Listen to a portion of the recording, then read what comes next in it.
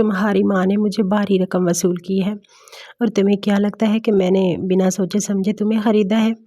ملک اسفندیار ہوں میں، اس شہر کا سب سے بڑا بزنس مین۔ آج تک کبھی گھاٹے کا سودا نہیں کیا اور مجھے لڑکیوں کی کمی نہیں تھی۔ ایک سے بڑھ کر ایک خوبصورت لڑکی میری سیج سجانے کے لیے تیار تھی، مگر تمہاری ماں کو پیسوں کی ضرورت تھی جس کے بدلے میں وہ تمہیں میرے پاس بیچ گئیں، اور یہ نکاح بھی بس ایک فارمیلٹی ہے کیونکہ اسفندیار کبھی حرام کام نہیں کرتا۔ سونیا جو بیچاری اجڑی سی حالت بوسیدہ سے کپڑوں میں ملبوس تھی، اس بات سے انجان کہ آج وہ کام والی موسی سے ملک اسفند کی بیوی بن جائے گی۔ ملک اسفند کے سامنے بولنے کی تو وہ جرأت بھی نہیں کر سکتی تھی، بالکل سہمی ہوئی فرش پر سر جھکائے بیٹھی تھی۔ اسفند بولا، اپنا یہ بیکاریوں والا حلیہ بدلو، اس شاپنگ بیگ میں تمہارے کچھ جوڑے ہیں، 5 منٹ میں مجھے تم ایک دم پرفیکٹ حلیے میں ادھر بیڈ پر موجود چاہیے ہو۔ سونیا نوکروں کی طرح حکم مانتی ایک جوڑا لے کر واش روم میں چلی گئی۔ پہلے نہائی اور پھر وہ نیا سوٹ پہن کر خود کو شیشے میں دیکھ کر سوچنے لگی کہ کیا مجھے اپنی قسمت پر رشک کرنا چاہیے یا ماتم۔ اس کا دل ہر جذبے سے خالی تھا، ایک روبوٹ کی طرح وہ سب حکم مان رہی تھی کیونکہ اب اس کا کوئی اور آسرا جو نہ تھا۔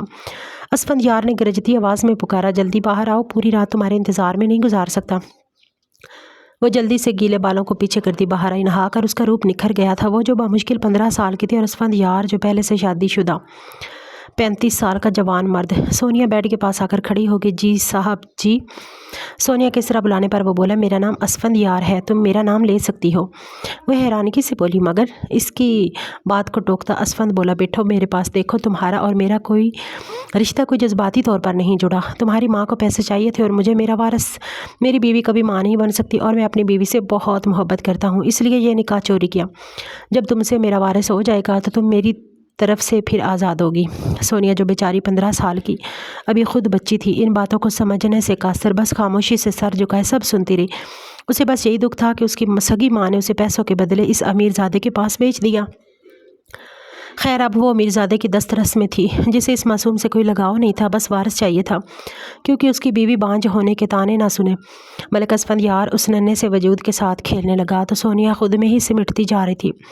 جب وہ پوری طرح اس پر حاوی ہوا تو سونیا کی سسکیاں اونچی ہونے لگی، وہ بے بسی سے اسے پیچھے کی طرف دھکیل رہی تھی، مگر اسفندیار ہوش سے بیگانہ اس کے وجود میں کھوسا گیا۔ غلام رسول جنہیں فالج کا اٹیک ہوا تو سکینہ شوہر کو لیے ہسپتال پہنچی تھی، بے چینی کی حالت میں ہاسپٹل کے بینچ پر بیٹھی شوہر اور بیٹی کے لیے دعا کر رہی تھی۔ سکینہ خود کو اس وقت انتہائی بے بس اور اس بھری دنیا میں اکیلا محسوس کرتے رو رہی تھی کہ اچانک اندر سے ایک نرس باہر آئی جس نے کہا، آپ کے شوہر کی حالت کافی خراب ہے مگر امید ہے وہ ریکور کر جائیں گے، اس لیے آپ فیس جمع کروا دیں تاکہ ان کا علاج شروع ہو سکے۔ سکینہ نے جو رقم اسفندیار سے بیٹی کے بدلے لی وہ ساری شوہر پر لگا رہی تھی کہ کسی طرح اس کے شوہر کا سایہ اس کے سر پر قائم رہے۔ روحی کی اتنی کالز، سب خیریت تو ہے؟ اسفند جو صبح کے 5 بجے موبائل دیکھ کر حیران ہوا کہ روحی جو ملک اسفند کی محبت اور اس کی خاندانی بیوی تھی، یقیناً وہ رات کے وقت اسفند کی غیر موجودگی پر پریشان ہو رہی ہوگی۔ اسفند نے کال بیک کی تو روحی بنا رکے چلنے لگی۔ کہاں ہو اسفند، کس کے ساتھ ہو؟ آج سے کبھی رات کو گھر سے باہر نہیں رہے۔ یقیناً تم کسی کے ساتھ ہو، بلکہ ایک کام کرو، میں تمہیں ابھی ویڈیو کال کرتی ہوں تاکہ دیکھوں تم کہاں اور کس حالت میں ہو۔ سونیا جو اسفند کی آواز سن کر نیند سے جاگی، وہ سمجھ گئی کہ ضرور روحی بیوی ہوں گی۔ سونیا پریشان ہونے لگی کہ اگر ان کو پتہ چلا تو وہ مجھے جان سے مار دیں گی۔ اسفند بولا، relax Roohi, please calm down. Asfand جتنا بھی غصے والا تھا مگر بیوی کے سامنے بالکل ہار جاتا تھا۔ پلیز روحی مت رو، تمہیں پتہ ہے تمہاری آنکھوں کے آنسو مجھ سے برداشت نہیں ہوتے۔ اور سنو، میں اس وقت کہاں ہوں، کیا کر رہا ہوں، جب تمہیں پتہ چلے گا تو تم خوشی سے اچھل پڑو گی۔ تمہارے لیے سرپرائز ہے، صبح گھر آ کر سب بتاتا ہوں۔ یہ کہہ کر اسفند نے کال بند کر دی تو سونیا سہمے سے لہجے سے بولی، اسفند صاحب، کیا روحی بیوی تھی فون پر؟ تو اسفند بولا، ہاں، کیوں، تم کیوں پوچھ رہی ہو؟ جی وہ جب روحی بیوی کو پتہ چلے گا تو وہ ہمیں جان سے مار ڈالیں گی۔ ہائے یہ غربت بھی بڑی بری چیز ہے صاحب جی، غریب اپنا آپ بھی بیچ دیں تو خوشیاں نہیں ملتی اور امیر لوگ خوشیاں خرید لیتے ہیں۔ اس کام عمر لڑکی کی گہری سی بات پر ایک دم ملک اسفند اس کی جانب پلٹا اور اس کے چہرے کو غور دیکھنے لگا۔ اس کے چہرے پر جگہ جگہ نشان پڑے دیکھ کر اسفند اپنا رخ بدل گیا۔ جو بھی تھا مگر سونیا تھی بڑی خوبصورت، اس کے چہرے میں ایک کشش سی تھی جو دیکھنے والے کو اپنی طرف متوجہ ضرور کرتی۔ اسفند اٹھ کر فریش ہونے لگا، اسے اب ملک ہاؤس جانا تھا۔ سونیا گھبرا کر بولی، اوہ جی کیا میں ادھر اکیلی رہوں گی؟ مجھے عادت نہیں ہے جی اس طرح اکیلے رہنے کی۔ اسفند نے ڈریسنگ کے شیشے سے ایک نظر سونیا پر ڈالی اور بولا، کچھ دنوں کی بات ہے، عادت ڈال لو، پھر کوئی بندوبست کرتا ہوں، اور موبائل رکھو اپنے پاس، کسی چیز کی ضرورت ہوئی تو کال کر دینا۔ اسفند صاحب پر یہ تو مجھے چلانا ہی نہیں آتا تو کیسے کال کروں گی؟ ایک پل کو اس کا معصوم انداز اسفند کو دلکش سا لگا۔ وہ اسے اپنے ساتھ بٹھائے کوئی سمجھاتا رہا کہ آدھے گھنٹے بعد سونیا کو کال کرنے اور ریسیو کرنے کی سمجھ آ گئی۔ اسفند بولا، کھانے پینے کا تمام سامان گھر پر موجود ہے، ٹائم نہ گزرے تو ٹی وی دیکھ لینا۔ اسے نصیحت پہ نصیحت کرتا گھر سے نکل گیا۔ گاڑی سٹارٹ کر حویلی کے رستے پر نکل پڑا۔ آدھے گھنٹے کی مسافت طے کر کے وہ حویلی پہنچا جہاں سب لوگ ناشتے کی ٹیبل پر موجود تھے، بس روحی وہاں موجود نہ تھی۔ اسفند نے ماں باپ کو سلام کیا تو ملک حسن بولے، اسفند رات بھر کہاں تھے؟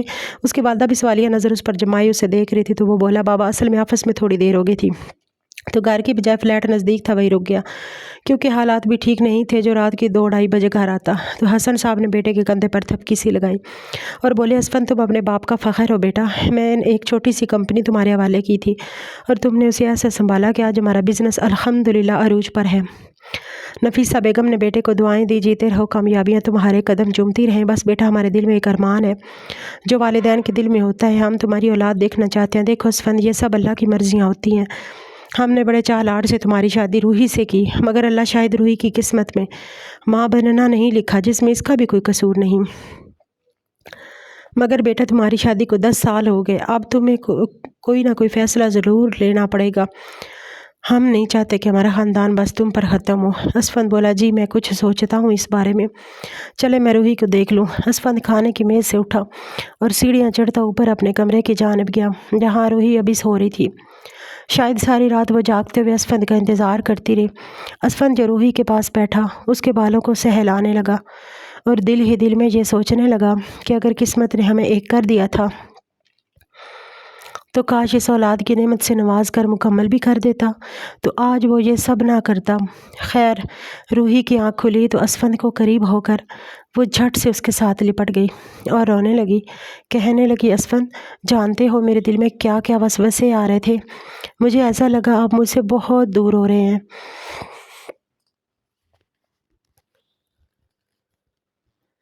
اسفند نے اسے اپنی باہوں میں بھینچا اور بولا، ایسا کبھی نہیں ہو سکتا کہ تمہارا اسفند کسی اور کا ہو جائے۔ اس بات پر روحی نم لہجے میں بولی، مگر اسفند اب وقت آ گیا ہے کہ آپ کو کسی اور کا ہونا پڑے گا، اپنے خاندان کے لیے، اس نسل کو آگے بڑھانے کے لیے، اور میں اس بات کی آپ کو اجازت دیتی ہوں۔ اسفند سیدھا ہو کر بیٹھا اور بولا، میں نے ایک پلان بنایا ہے جس کے تحت ہم گھر والوں کو بتائیں گے کہ تم پریگننٹ ہو۔ روحی ایک دم سے چونکتے ہوئے اٹھ کر بیٹھی اور بولی، اسفند مگر یہ جھوٹ کب تک چھپے گا اور پھر ایک نہ ایک دن بچہ کہاں سے لائیں گے؟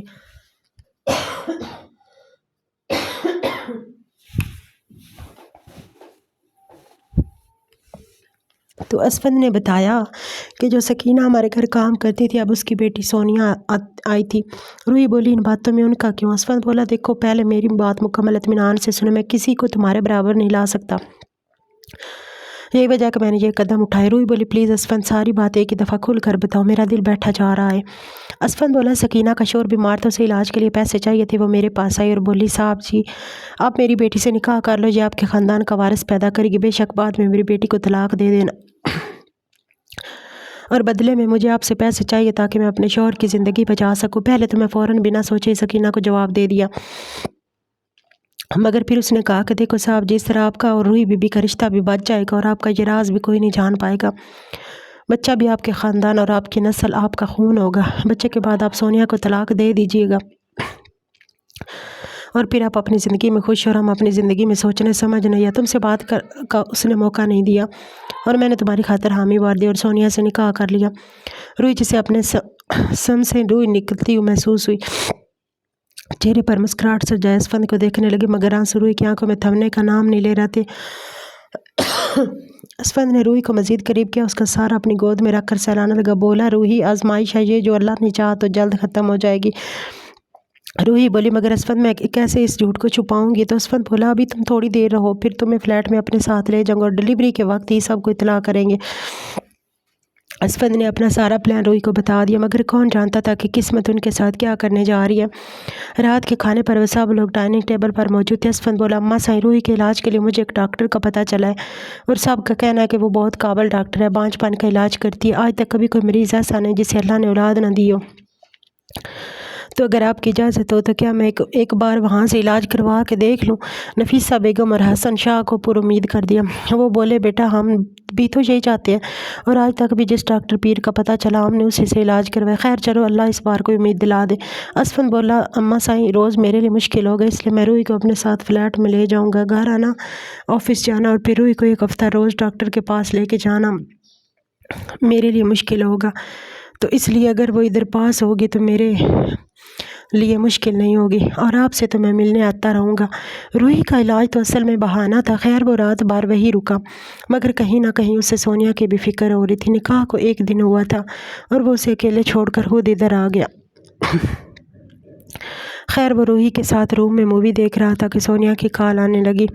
رات کے تقریباً 12 بجے کا وقت تھا۔ اسفند کا موبائل چارج پر تھا تو روحی موبائل لینے کے لیے اٹھی، دیکھا تو سونیا کا تھا۔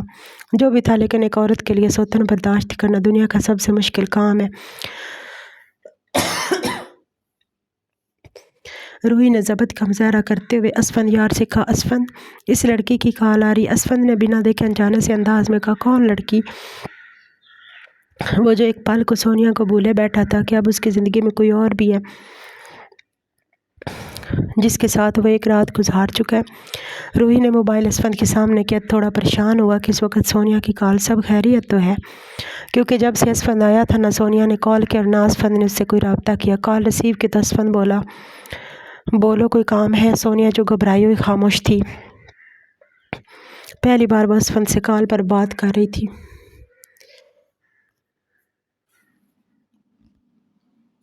اسفند پھر بولا ہیلو سونیا میری آواز آ رہی ہے؟ وہ کال سنتا اٹھ کر کمرے سے باہر آ گیا۔ روحی کا دل کسی سوکھے پتے کی طرح لرز رہا تھا، اسے اپنے ادھورے پن پر ہر وقت شرمندگی سی ہوتی۔ وہ دل ہی میں سوچنے لگی کہ اگر وہ اسفند کو اولاد دیتی تو سب کچھ مکمل ہوتا اور آج اسے یوں کانٹوں پر نہ چلنا پڑتا۔ بے شک اسفند کی نیت روحی کے بارے میں ٹھیک تھی، مگر اپنا شوہر دوسری عورت کے سپرد کرنا بھی آسان کام نہیں ہوتا۔ اسفند بولا سونیا کچھ بولو گی یا میں کال بند کر دوں؟ تو اسے سونیا کی سسکیاں سنائی دی۔ وہ پریشان سے لہجے میں بولا سونیا کیا بات ہے بتاؤ؟ تو سونیا بھیگے سے لہجے میں بولی اسفند صاحب مجھے ایسا لگا کہ آپ مجھے خرید کر مجھ سے نکاح کر کے بھول گئے۔ مجھے اس خالی مکان میں وحشت سی ہو رہی ہے، اس لیے آپ کو فون کیا، معذرت چاہتی ہوں اگر آپ کو ڈسٹرب کیا تو۔ اسفند بولا نہیں اٹس اوکے، تم اب سو جاؤ، صبح میں اور روحی تمہارے پاس آئیں گے اور روحی کچھ دن ادھر ہی رہے گی۔ سونیا ایک دم چونک کر بولی مگر روحی بی بی تو مجھے مار ہی ڈالیں گے۔ اسفند مسکرا کر بولا روحی سب جانتی ہے اور میں نے تم سے کوئی محبت کی شادی نہیں کی جو روحی کو اعتراض ہوگا۔ ہمارا نکاح ایک کانٹریکٹ ہے، تم سے وارث پیدا ہوگا جسے روحی کی گود میں ڈال کر تمہیں چلتا کروں گا۔ اس سے زیادہ اپنے دل میں کوئی جذبات پیدا مت کرنا۔ اسفند نے سوکھے سے لہجے میں بات کی اور کہا اللہ حافظ، اب سو جاؤ۔ روحی جو ساری باتیں سن چکی تھی اور دل میں مطمئن سی ہوگی کہ اسفند صرف اس کا ہے، وہ تو اس کا ادھورا پن دنیا کی نظروں میں ختم کرنا چاہتا۔ اسفند کال بند کر کے کمرے میں آیا تو روحی بساختہ اسفند کے ساتھ لگ گئی اور روتے ہوئے کہنے لگی اسفند آپ نے مجھے کسی چیز کی کبھی کمی نہیں ہونے دی، مگر میں اتنی بدقسمت ہوں کہ آپ کو ان 10 سالوں میں اولاد کی خوشی نہ دے سکی۔ اسفند نے اپنے دونوں ہاتھوں میں روحی کا چہرہ لیتے ہوئے پیار سے اس کا ماتھا چوما اور بولا اس سب میں تمہارا کیا قصور روحی؟ خیر چھوڑو، انشاءاللہ اب بہت جلد تمہاری گود میں بچہ ہوگا۔ وہ روحی کی باہوں میں سکون کی نیند سو رہا تھا، جبکہ دوسری طرف وہ 15 سال کی سونیا، جو ابھی بچپن سے پوری طرح جوان بھی نہ ہوئی تھی کہ اسے یہ سب جھیلنا پڑا، نہ ماں سے کوئی رابطہ تھا اس کا۔ وہ بستر پر لیٹی یہ سوچنے لگی، یہ امیر لوگ خود کو سمجھتے کیا ہیں؟ کیا میں انسان نہیں ہوں؟ میرے دل میں کوئی جذبات نہیں ہے؟ سونیا کی آنکھوں سے آنسو بہتے ہوئے تکیے میں جذب ہو رہے تھے کہ جانے کب اس کی آنکھ لگ گئی۔ صبح بھی اس کی آنکھ جلدی کھل گئی اور وہ کافی دیر جاگتی فجر کی اذان کا انتظار کر رہی تھی۔ اذان ہوئی تو وہ نماز پڑھنے لگی، پھر دعا مانگتے ہوئے اپنے رب سے کہنے لگی، اے میرے اللہ، میں جانتی ہوں میری ماں مجبور تھی، میرے باپ کی زندگی بچانے کے لیے مجھے یہ قربانی دینی ہوگی۔ وہ ساتھ ہی باپ کے لیے بھی دعائیں مانگ رہی تھی۔ صبح کا سورج طلوع ہوا تو روحی اپنا بیگ پیک کر رہی تھی، کیونکہ اس نے ابھی سونیا کے ساتھ اسی فلیٹ میں رہنا تھا۔ اصل امتحان تو اب شروع ہونا تھا، ملک اسفندیار کا، سونیا کا اور سب سے بڑھ کر روحی کا۔ اسفندیار اور روحی ناشتے کی ٹیبل پر آئے، جہاں ان کے والد ملک حسن اور نفیسہ بیگم دونوں موجود تھے۔ ناشتہ ساتھ میں کیا۔ اسفند کی ایک بہن تھی جو اس سے بڑی تھی اور شادی شدہ تھی۔ اسفند بولا، ماں جی آپ ایسا رمشا کو کچھ دن گھر بلا لیں، آپ لوگ بھی اکیلے ہیں، بچوں کے ساتھ دل لگا رہے گا، اور دعا کریں کہ اس بار اللہ ہمیں مایوس نہ کرے۔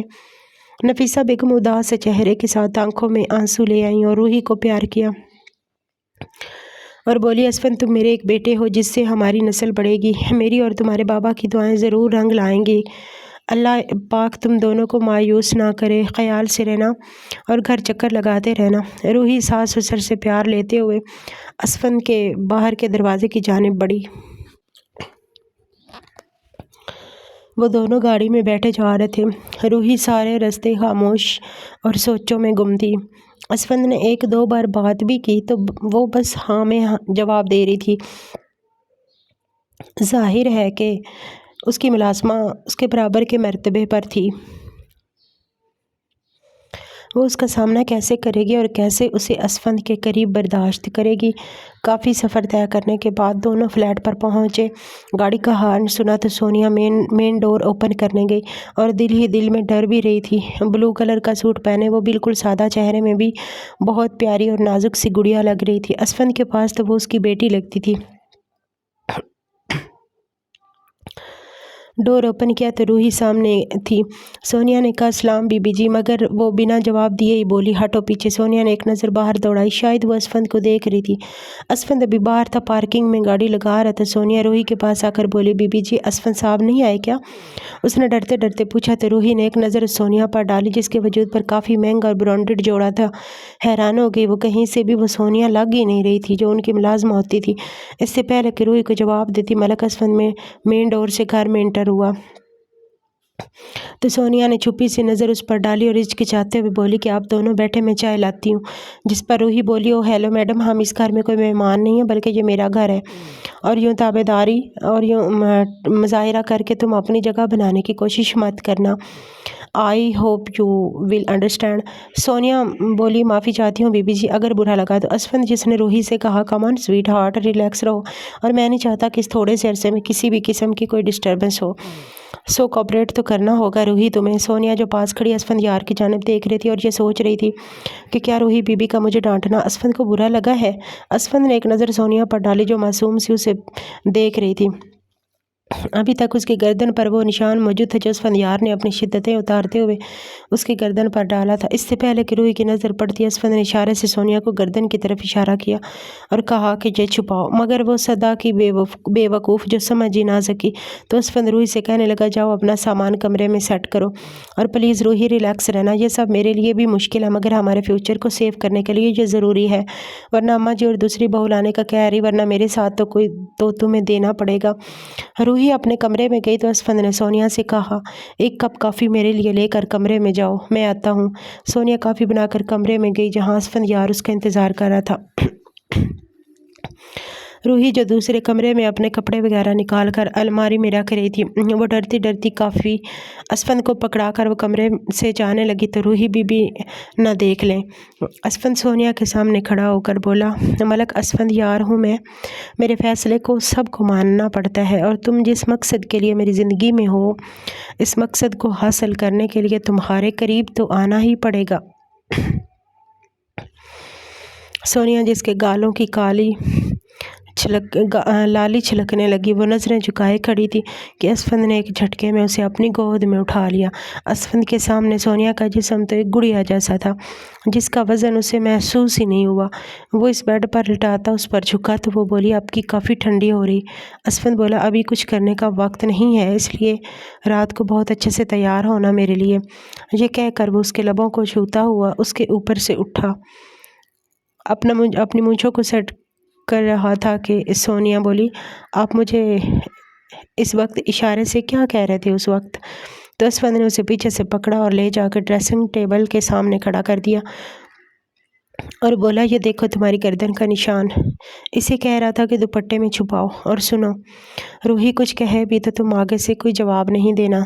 सोनिया ने ताबेदारी में सर हिलाया तो वो काफ़ी कप पकड़े बाहर निकला और कॉफ़ी पीते पीते वो रूही से कहने लगा कि मैं ऑफिस के लिए निकल रहा हूँ, गाड़ी बाहर मौजूद है, अगर कहीं आना जाना हुआ तो। रूही ने मुस्कुराते हुए असफंद को अल्लाह हाफिज़ कहा। सोनिया जो दूर से ये सब हसरत से देख रही थी। असफंद ऑफिस के लिए निकला तो रूही ने सोनिया को कहा, जाओ एक कप कॉफ़ी लाओ। वो सोनिया जो अब रूही की काम वाली नहीं बल्कि उसकी सौतन थी मगर वो बिना कोई जवाब दिए किचन में गई और कॉफ़ी का कप बनाकर बाहर रूही को देने गई। रूही ने इशारे से कहा कि टेबल पर रख दो और ख़ुद रूही बगौर सोनिया को देख रही थी। सोनिया जैसे कप रखने के लिए झुकी तो दुपट्टा उसकी गर्दन से सिरक गया। उसकी गर्दन पर असफंद की शिद्दत भरी मोहर देखकर रूही तड़प गई और उठकर सोनिया को बाजू से पकड़कर झंझोड़ कर करीब करके कहा, तुम 2 टके की मुलाजमा हो, इससे बढ़कर तुम्हारी कोई औकात नहीं समझी, और ज़रूरत से ज़्यादा असफंद के करीब मत आना। उसकी बीवी रूही असफंद जिंदा है, उसका ख्याल रखने को। रूही ज़हर आलूद रैचे में सोनिया को धक्का दिया। वो सामने टेबल से टकराई और उसके माथे से खून निकलने लगा। वो बेचारी कराह के रह गई कि आखिर उसका जुर्म क्या है, उसे सज़ा मिल रही है।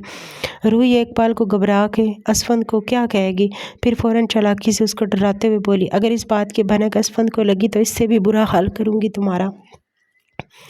सोनिया माथे पर दुपट्टा रखे रोती हुई कमरे में गई और शीशे के सामने अपना खून आलूद चेहरा देखकर वो मासूम सी बच्चों की तरह रोने लगी। इधर रूही जो फ़ोन पर मसरूफ़ थी, अपनी किसी दोस्त के साथ कह रही थी, देखो लिशबा, मैं इस बांझपन से तंग आ गई हूँ, अगर किसी डॉक्टर का पता है तो बताओ, पैसों की परवाह मत करना, मगर मुझे औलाद चाहिए। लिशबा ने उसे हौसला देते हुए कहा कि मेरी एक दोस्त यूके से डॉक्टर बन के आई है और अब तक उसके रिव्यूज़ बहुत अच्छे हैं। तुम एक काम करो, अभी आ जाओ मेरी तरफ, हम दोनों साथ में चलती हैं। अलिशबा के बात पर एक बार फिर रूही दिल में उम्मीद की किरण जागी, मगर वो इस बार असफंद को बिना बताए अपना इलाज करवाने लगी। रूही जो तैयार होकर निकली और जाते हुए बड़ा कपड़ा लेकर बोली, मैं इधर एक दोस्त की तरफ जा रही हूँ, डोर लॉक कर लेना। सोनिया जिसके माथे से खून बह रहा था, रूही को ज़रा एहसास ना हुआ और वो चली गई। आज सोनिया अपने माँ बाप को याद करके बहुत रोई। खुद से वो अपनी पट्टी कर न सकी, बस अपने दुपट्टे को वो माथे पर लपेट कर लेटी थी कि अचानक सो गई। वक़्त का उसे एहसास तक ना हुआ कि शाम के 4 बज गए और रूही अभी तक वापस नहीं आई थी। बाहर बेल बजी तो वो हड़बड़ा कर उठी। शाम के 4 बज रहे थे। वो हैरान सी हुई और सोचा कि रूही होगी। जैसे उसने बेध्यानी में डोर ओपन किया तो सामने असफंद यार था।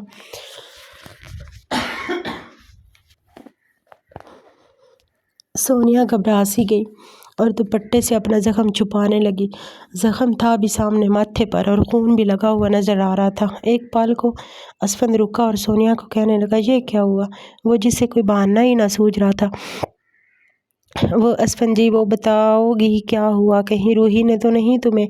आधी बात अभी असफंद के मुंह में थी कि वो सोनिया जो असफंद के सीने तक मुश्किल से आती थी, ज़ोर से उसके साथ लग गई और बोली, अब रूही बीबी से मत पूछिएगा वरना मुझे और मारेंगी। असफंद का दिल इस बार ज़ोर से धड़का था। वो जैसा भी मगर जुल्म करने के का ख़्वाह नहीं था। वो सोनिया को दोनों कंधों से पकड़ता अपने सामने करता वो बोला, क्या मतलब? रूही ने क्या कोई झगड़ा हुआ था? तो वो मासूम सी बोली, जब मैं बीबी जी को कॉफ़ी देने गई तो मेरी गर्दन से दुपट्टा सिरक गया। اور اس نشان پر ان کی نظر پڑ گئی جس پر وہ غصے سے لال ہوئی اور مجھے زور سے دھکا دیا۔ میرا سر ٹیبل کے کونے سے ٹکرایا۔ اسفند اونچی آواز میں روحی کو پکارنے لگا تو سونیا نے بتایا کہ بی بی جی گھر پر نہیں ہے۔ کیا مطلب گھر پر نہیں؟ تو کہاں ہے؟ شاید وہ کسی علی شبہ دوست کا ذکر کر رہی تھی، انہی کی طرف گئی ہے۔ اسفند بولا اچھا چلو چھوڑو، تم ادھر آؤ۔ وہ فرسٹ ایڈ باکس لے کر صوفے پر بیٹھا جہاں سونیا اس کے سامنے بیٹھی تھی۔ اسفند اس کا زخم صاف کر کے بینڈیج کرنے لگا۔ سونیا کہنے لگی اسفند جی آپ میرا اتنا خیال مت رکھیے کہ مجھے آپ سے محبت ہو جائے اور پھر جب آپ مجھے چھوڑو تو مجھ سے رہا نہ جائے۔ وہ نظریں جھکائے بھیگے سے لہجے سے بولتی۔ ایک بار ملک اسفند کا فل دھڑکا گئی۔